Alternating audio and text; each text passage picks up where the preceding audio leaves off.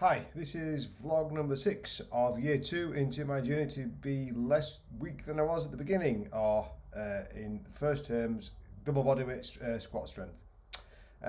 So last couple of weeks I've been saying I'm going to get a bit more frequent with this. So 3 weeks in a trot, which was what I was doing this time last year, but I've been a bit relaxed on it this year.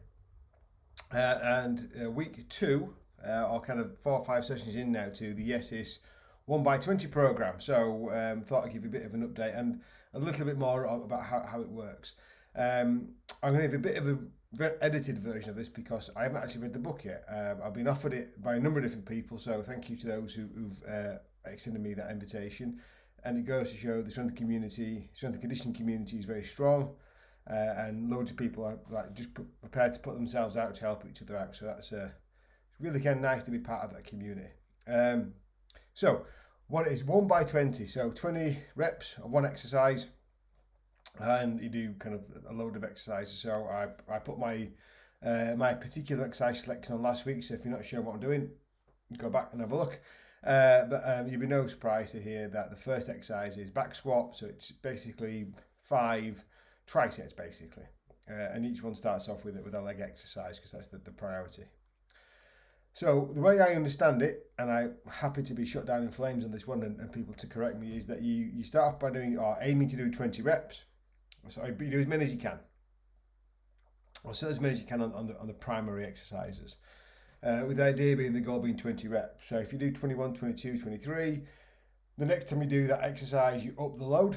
I think it's like 2.5 kilos for upper body lift, depending on the exercise obviously, and then about 5 kilos for a lower body lift, again depending on the exercise and the load you're starting off with. So if you're starting off with 50, upping by 5 might be a bit of a jump, but if you're starting at 100, then obviously 5's quite normal.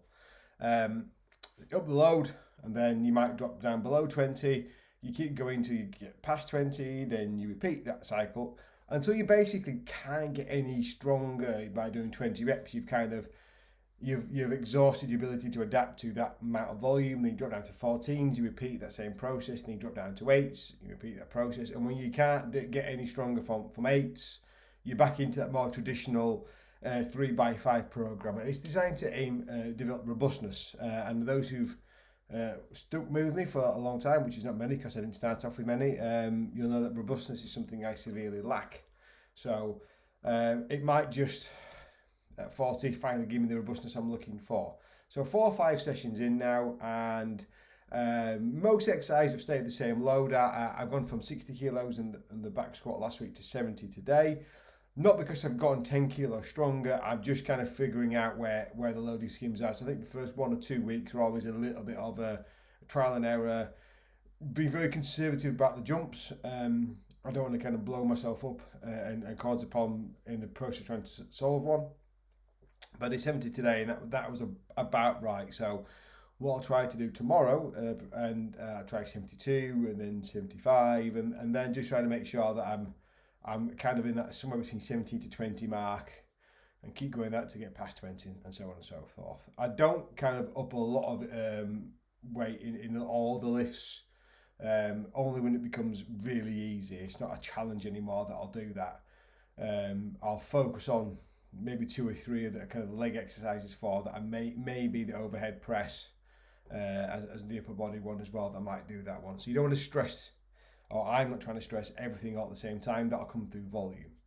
The other thing about this one is it's one program that I'm going to try to do either 3 or 4 times a week. And at the minute, what I'm feeling is I'm feeling trained, but I don't feel like I can't train the next day.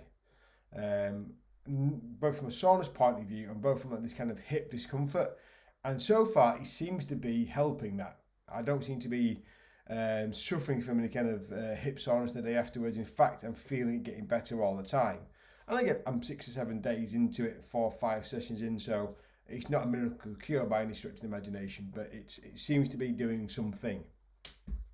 The other thing I'm trying to do is, I mentioned this a couple of weeks ago, is supplement this with some running.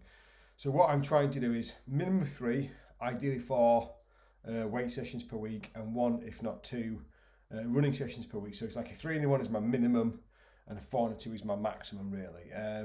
and that is based around kind of what's going on in a particular given week and what I can manage, and just kind of any kind of curveballs in terms of fatigue, tiredness, bad sleep, you name it. But that's kind of my kind of exercise plan. Obviously, on top of that, trying to eat like a pig, which is not always easy.